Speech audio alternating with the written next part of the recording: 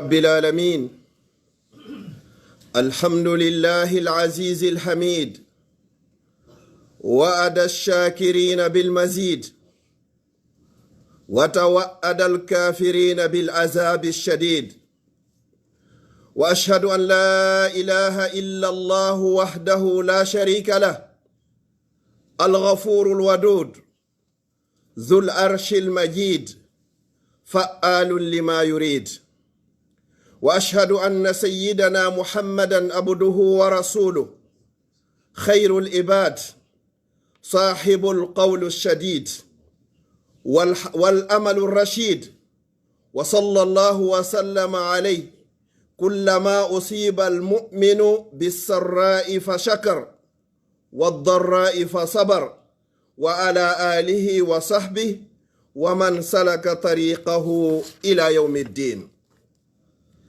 قال سبحانه وتعالى عن نبيه سليمان عليه وعلى نبينا أفضل الصلاة والسلام: هذا من فضل ربي ليبلوني أأشكر أم أكفر ومن شكر فإنما يشكر لنفسه ومن كفر فإن ربي غني كريم. ووعد سبحانه وتعالى بالمزيد لمن شكر، فمن أراد حفظ النعمة وعدم زوالها وزيادتها وأداء حق الله فيها فليشكر الله سبحانه وتعالى.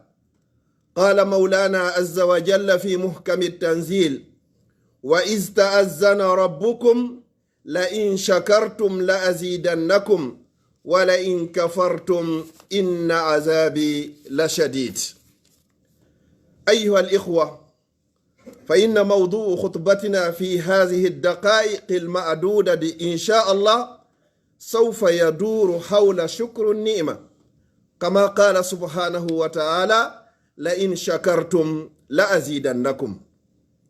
musidɓe julɓe tedduɓe teddirɓe l'islam, ɓawo yettude allah o bajjo seniɗo wawɗo mo ronkata, o mawnuɗo tedduɗo, o foduɗo kala yettuɗo mo wondema o ɓeydanaymo, o fodi heferɓe ɓen lette, o fodi gomɗinɓe ɓen wondema o yaafoto bakkatuji maɓɓe si ɓe tuubi ɓe ruttike. hiɗen seedo wondema ala wo reweteɗo e gonga, nafa rewɗo o lorra mo rewari on sina o wiyeteɗo allah. ko kanko petto woni ko rewete, tawata nafay, tawata si rewaka kadi lorray. ko kanko woni yaafotoɗo, ko kanko woni giɗo, ko kanko woni jon arsi tedduɗo on, ko huwowo kala ko o faala, fa'alun lima yurid, kala ko o faala o watta, o landota ko hay e goto. ɓawɗum ɗo, wa ashhadu anna sayyidina muhammadan rasulullah, hiɗen seedo wondema o koho meɗen tedduɗo meɗen wiyeteɗo muhammad ko nelaɗo, ko jiyaɗo allah kadi, ko kanko ɓuri moƴƴude e jiyaɓɓen fo, ko kanko woni jogi gol konngol tiiɗugol e golle kadi fewɗe nunɗuɗe. wa sallallahu alayhi wa ala ali, yo allahu juule e makko, kanko e ɓeygure makko e sahabaɓe makko e kala wonɗo e ɓeeɗo e gollawol ɓeeɗo. fodde julɗo hino heɓude ko wiyete kon newende o yetta allah, fodde julɗo no heɓude ko wiyete kon kadi sattende o muñño, kanko e ɓeygure makko nden fof e kala wonɗo e laawol ɓeeɗo ila yawmil qiyama. qala subhanahu wa ta'ala annabiyi, allah subhanahu wa ta'ala o yewti fi annabajo makko annabi suleyman, o ini: haza min fadli rabbi, ɗum ɗo dey koye ɓural joomi an woni ngal kiidanki ko ari ɗo ko, na jinna addiki haysi ko ɗum, na malayka addiki, ɗum ɗo koye ɓural joomi an. okkugol lanɗe doole ɗo fo hara mi nanay hay kulle ko wowlata kon, ɗum ɗo min fadli rabbi, koye ɓural joomi an. ko fiyon nun non, liyabluwani, ko fiyo jarribolan, ko fiyo darnolan, a ashkur am akfur, ene mi yettay ɗi nemaji ko neminilan, ka mi yedday ɗi nemaji ko neminilan. allah inni khalaqal mawta wal hayata liyabluwakum, sababul mawti wal hayata huwa al ibtila. ɗo kadi liyabluwakum a ashkuru am akfur, o jarribori on ɗo kadi ene on yettay ka on yedday. o inni wa man shakara fa innama yashkuru li nafsi, kala on yettuɗo o yettani hoore muɗum, kala on yedduɗo kadi ande de joomi an kanko ko galo yondiniɗo. ووعد سبحانه وتعالى بالمزيد لمن شكر الله كدي فودي كلا نيمنا دو يتي وندما أبيد نايمو كدي فمن أراد حفظ النعمة كلا فالا دو يونيما جمكو دومو هردي إيواتا وعدم زوالها وزيادتها فيو دي بيدو دي دومو هردي إيواتا دي بيدو كدي وأداء حق الله سبحانه وتعالى في هذه النعم التي لا تؤد ولا تحصى fiyo ɗi ɓeydo ɗi duumo hara ɗi iwata hara o totti kadi haqqe allah on wo falyashkurillaha subhanahu wa ta'ala hara yo yettu allah e dow on nemaji ko allah subhanahu wa ta'ala ko allah on fodi en wa ista'azzana rabbukum jantituma nde joomi mon ewnino on fof o noddi on o wi honɗum la in shakartum mi wondi si on yettilam min allah lamul qasam ko allah woni ko wondiri mi wondi si on yettilan la azidannakum mi wondi min kadi mi ɓeydanayi on kala faalaɗo ɓeydanede haray ko yo yettu wala in kafartum si allah neminima non hande kadi ha gasi a salike mo yettude o inni inna azabi la shadid awa haray andu dey lette allah subhanahu wa ta'ala ɗen haray ko lette woni ko sattuɗe ayyuha sada qala aba hurairata radiyallahu anhu وأرضاه مفسرا لهذه الآية قال من رزق الشكر لم يحرم الزيادة إذا رزق الله سبحانه وتعالى الإنسان عبده شكر النعمة التي أنعم الله عليه فهذا العبد لم يحرم من الزيادة أبا هريرة وي كفير قول آية wo kala mo allah arsiki yettugol nema ko allah neminimo kon yo andu oɗo allah hon ɗalatamo ko wiyete kon ɓeydari ko fi honɗum allah inni kala yettuɗomo o ɓeydanaymo wa qala aidan wa man ruziqa sabra lam yuhrami thawab kala mo allah arsiki kadi ko wiyete kon muñal oɗo kadi yo andu haray o heɓi ko wiyete kon barjari ala ko allah subhanahu wa ta'ala on ko yiɗi ɓuri neɗɗo muññiɗo qala subhana inna allaha ma assabirin allah dey himo wondi e kala ɓe muññiɓe allah non wondata e neɗɗo sina aaden o moƴƴo joni noon kala sifitorɗo ko wiyete muñal yo andu haray himo wondi e allahu subhanahu wa ta'ala kala faalaɗo wondugol e makko yo eto ha ɗum ɗo tabita e makko wonugol noon ko muññiɗo haray ko on muññiɗo tawata himo wawno ittugol mone on himo wawno yottagol o muñño kama qala nabi sallallahu alayhi wa sallam man kazama ghaizan wa huwa qadirun ala an yunfiza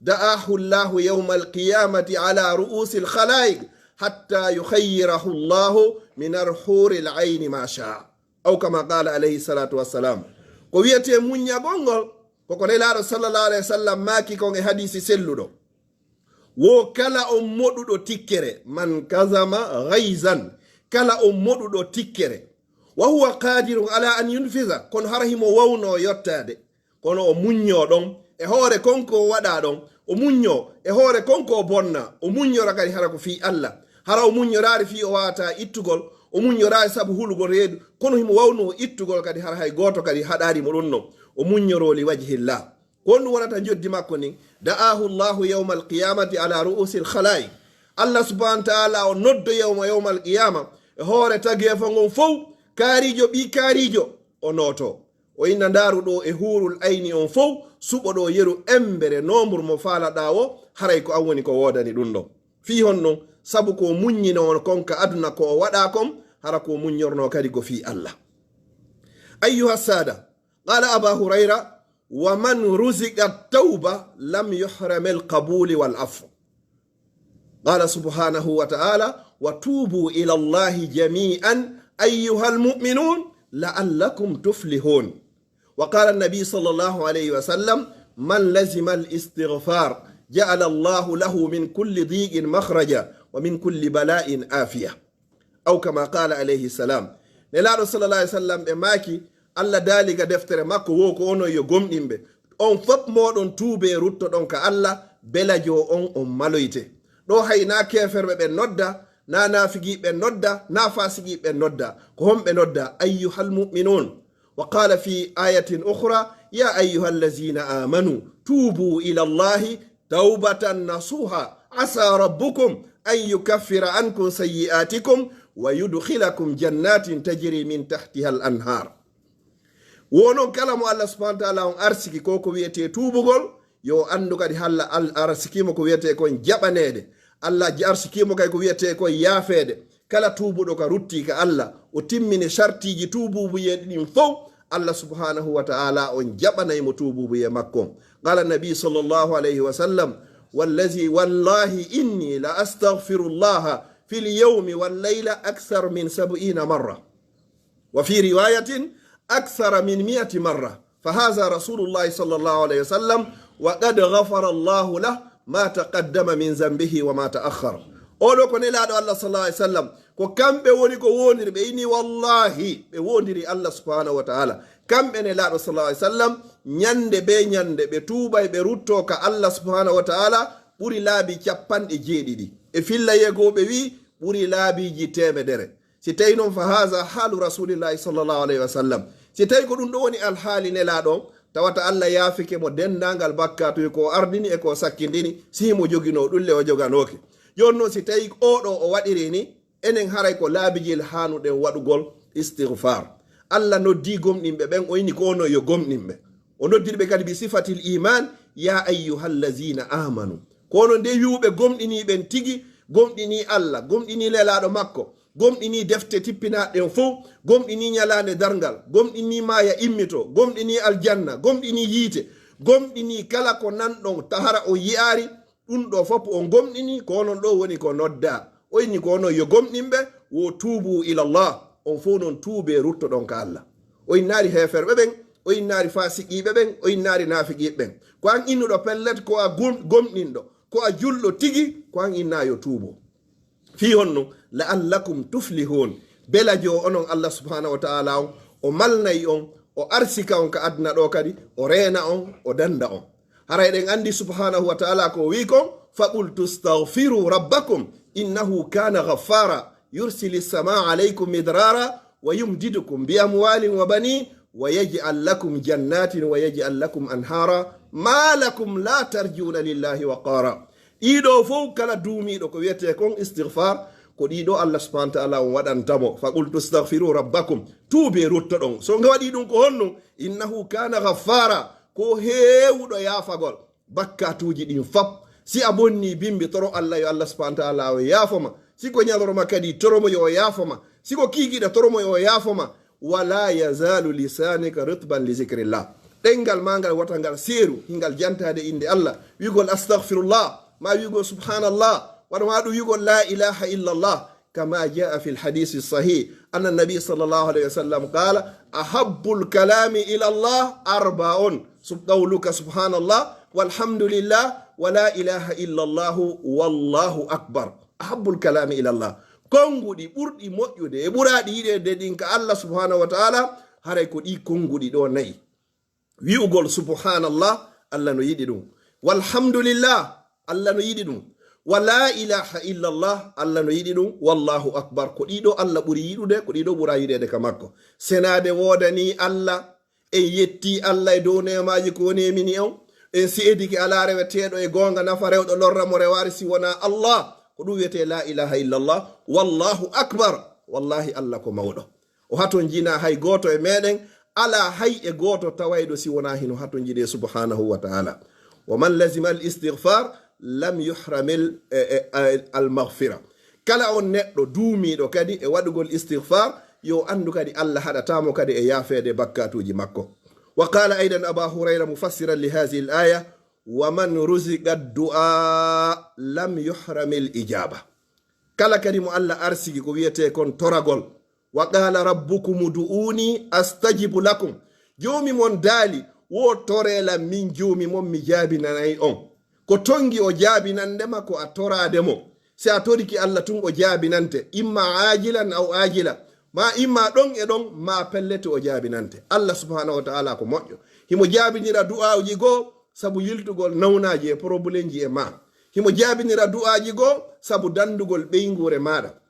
himo jaabinira du'aji goo sabu yaafagol bakkatuji ma. himo jaabinira du'aji goo sabu angal tippingol albalaw e hoore ma e wondiɓe ma e kawtal ma e weldiɓe ma sabu ko toriɗamo kon kono Allah subhanahu wa ta'ala himo hersa jiyaɗo makko on de jiyaɗo makko on ɓantata juuɗe ɗen fewtina e makko Allah okkan ɗum ɗo dandan ɗum ɗo renan ɗum ɗo aynan dandan yi Allah subhanahu wa ta'ala o rutta ɗen juuɗe ɗon hara Allah jonnari mo hay e hunde Allahu karim Allah kanko haray ko moƴƴo kanko tigiti on ko tedduɗo haray himo hersa aqulu qawli hadha wa astaghfirullaha li wa lakum fastaghfiruhu innahu huwal ghafurur rahim.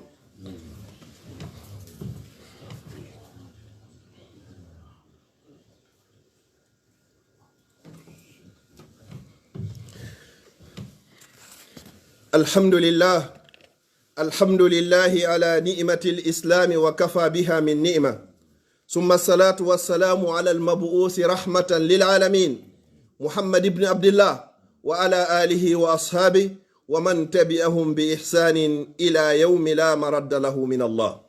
أما بعد فأيها السادة فكيف يكون الشكر؟ فالشكر يكون بأنواع عدة سوف نذكر بعضا منها. أولا الشكر يكون بالسجود، والشكر أيضا قد يكون بالصلاة، والشكر أيضا قد يكون بالصدقة التصدق على الفقراء والمساكين، والشكر أيضا قد يكون أيضا بالصيام. مسيب جلب تدو بباوين يتو دي الله سبحانه وتعالى لا والإدبال يولا يبورنا نتاقي فنغن صلى الله عليه وسلم kanko e ɓe ngure makko nen fof e sahabaɓe makko ɓen fof. Joni noon ko honno goɗɗo yettirta Allah subhanahu wa ta'ala. Noneji yettugol Allah ngin hiɗi ɗuuɗi. Wigol alhamdulillah mi yetti Allah. Alhamdulillahi allazi bi ni'matihi tatimmu salihat. Fa naw'un min anwa'i shukr. Alhamdulillahi ala kulli hal. Fa naw'un aidan min anwa'i shukr. ولكن الشكر يكون في السجود لقول النبي صلى الله عليه وسلم أقرب ما يكون العبد من ربه وهو ساجد. yettugol Allah ngol ɗawawi mo yettirde hara ko ya sujjanoymo si anani tu yaha suya sujja inna alhamdulillah yetta Allah subhanahu wa ta'ala fi hon ɗum ka jiyaɗo ɓuri ɓadodirde e joomi muɗum ɗon kaka o ƴettitine makko nen noon o sujji ka leydi. wa shukru aidan yakunu bi salah iza ja'aka farah kana nabi sallallahu alayhi wa sallam yaqul li bilal arihna biha ya bilal. harayno juulugol kadi sa heɓi ko weluma nouvelle moƴƴo ma heɓi ko satti e ma ɓittede yaha salligoɗa ha moƴƴa juula darɗe ɗiɗi si tawi ko nema to yetta Allah subhanahu wa ta'ala on yo duuminmo e maɗa o wawnama kadi yettugol ma e muɗum. si tawi harana ko weluma inna alhamdulillahi ala kulli hal juula darɗe ɗiɗi toroɗa Allah subhanahu wa ta'ala yo heññoma e ma. fa shukru aidan yakunu bi sadaqa. مثلا الولد نجح في الامتحان تشكر سبحانه وتعالى وتتصدق على الفقراء والمساكين كما جاء في الحديث عن النبي صلى الله عليه وسلم. هرا يتغول كان ولا هرا يتغول صدقه سي تاي اويلتيكي موƴƴa faybe ben gagnike ka l'école fo moƴƴi yaha itta sadaka weltina miskin be Allah ben e wasube ben kadi no weltorda non yetta Allah subhanahu wa ta'ala yo Allahu nawruni faybe ben ɗum non kay ko yettugol subhanahu wa ta'ala. wa min anwa'i shukr aidan kazalika as-siyam sawmu yawmin fi sabilillah kama jaa fi hadith nabi sallallahu alayhi wa sallam man sama yawman fi sabilillah ba'ada Allahu wajhahu aw zahzaha Allahu wajhahu anin nar bizalika al-yawm 70 kharifa. hawara ɗon horugol kadi nyallal gota hara ko fi Allah ko yettugol Allah subhanahu wa ta'ala hara ko horiringal ko weltanagol mo jarnamo e dow nema ko nemi ma kon moƴƴere nde waɗanma nden si tawi ko axe muɗum kadi hoora toroɗamo kadi ɓaydu a horɗo kadi koko jaboto torɗo Allah subhanahu wa ta'ala kadi yo Allah ittane on sonja ko waɗuma ɗon. as'alullah subhanahu wa ta'ala an yaj'alani wa iyyakum min ash-shakirin adh-dhakirin. allahumma la tufarriq hadha al-jam' illa bi dhanbi maghfur wa sa'yin mashkur wa amalin mutaqabbal mabrur. اللهم اجعل جمعنا هذا جمعا مرحوما وتفرقنا من بعد تفرقا معصوما. اللهم لا تجعل فينا ولا معنا ولا من بيننا شقيا ولا مطرودا ولا محروما.